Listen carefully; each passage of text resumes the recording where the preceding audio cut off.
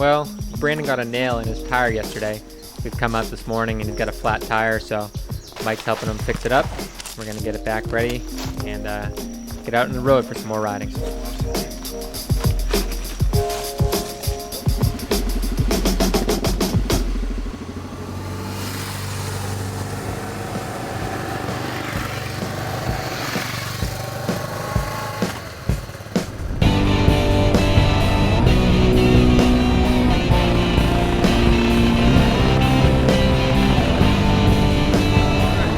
Having a blast ride, nothing better. It's awesome country, you can do whatever you want almost, it's a blast.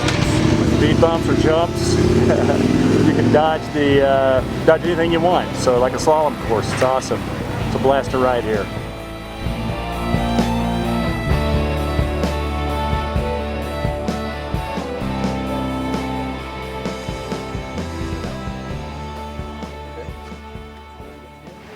We are at the Mirador de Quindío, which is a big viewpoint built out of wood, and it's a little squeaky, and we see the whole coffee region, the whole valley here where they grow coffee on the whole valley of Quindío. So it's a pretty nice sight. I don't remember what is this thing called? Finlandia, not to be confused with Philadelphia. Here we are at the Mirador. Made in 2007 out of red mangrove.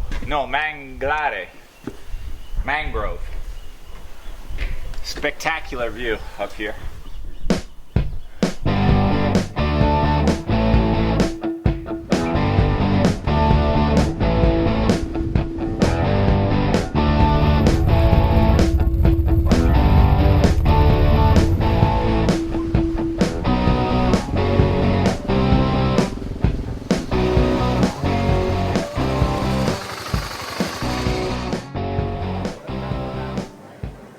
Typical square that you find in Colombia and other parts of Latin America. This one's really beautiful. You've got the center attraction of the church and then different cafes and shops all the way around.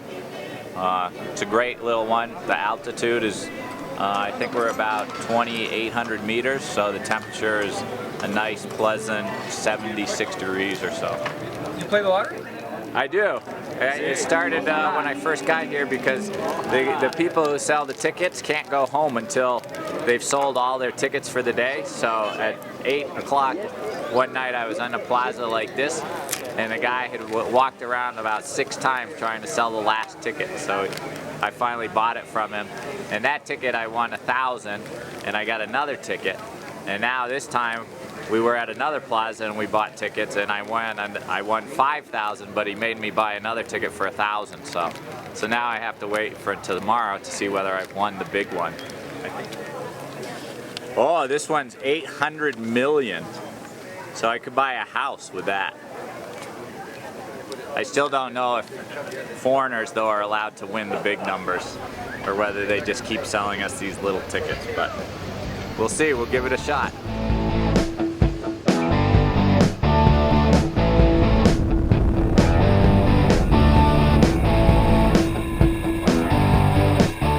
In the middle of the coffee region, so all surrounding us are large fincas or farms of coffee and banana and plantains.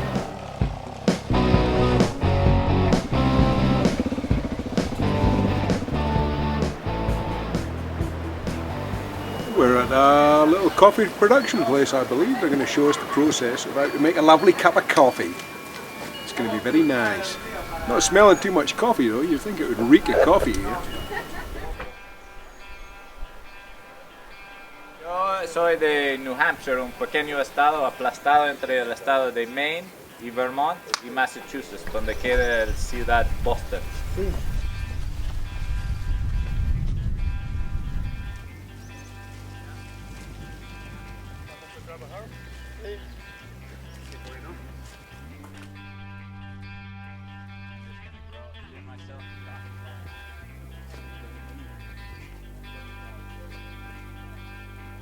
Acá es pura arena, ¿sí? Esto es arena, claro, que allá donde están los marranos, los cerdos, allá tenemos un semillero más grande. The first sprout that comes out that still has the bean on it, a matchstick, and then once the leaves open up, then after 90 days, then it's called a ¿qué? Chapola. Chapula. Cortamos la planta a una medida, ¿sí? De acá de la cintura, entonces la planta, digamos acá, tiene 5 años. Entonces la planta a los 4 o 5 años ya se abre, se desarrolla, entonces le vamos a coger más café, porque así solamente ya se va en fertilización. Ahí ya dio el café normal. Ya ahí se le cogen de 4 a 5 kilos. Cuando la flor está blanca, apenas va a salir la semilla. Pero cuando ya la flor marchita, ella cae, entonces aquí sale la producción, la semilla. It needs semi-shade to grow. So if you look around, you can see a lot of trees intermixed and also bananas and plantain plants. So that's to keep the beans from burning. Un canastico de esto da 1 kilo de café. Al salir la flor, entonces se pudre.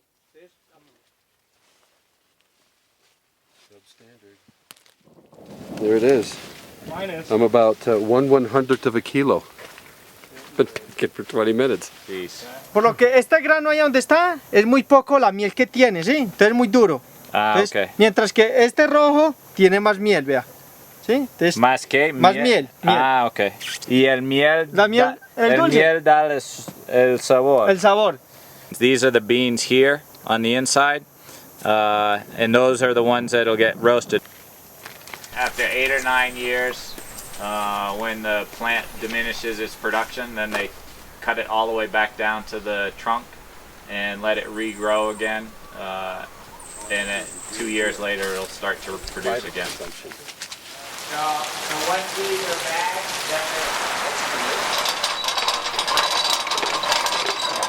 so it looks like we've got a copper plate with dimples in it, and it goes through, and it basically pulls off the skin. And on the other side, you have the beans coming out here. We're digging into all these fresh coffee beans, and our guide tells us that all the beautiful ones are exported to the U.S. and Europe. Meanwhile, all the beans that have deformities or discoloration, those are the beans that get used to make coffee here in Colombia. Este es café tostado.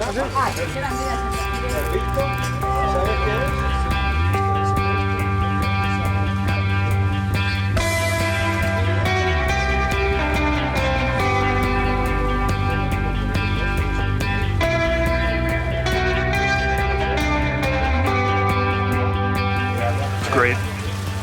Fresh. Awesome. Salud.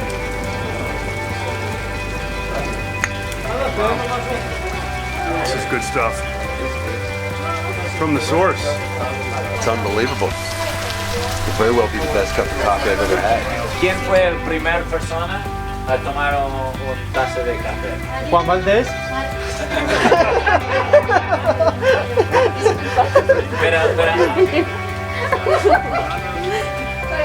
La cámara porque ha tomado la foto con la cámara. Que les vaya bien. Muy amable. Luego que le vaya bien. Fue esto. Never take a cup of coffee for granted again. It is involved.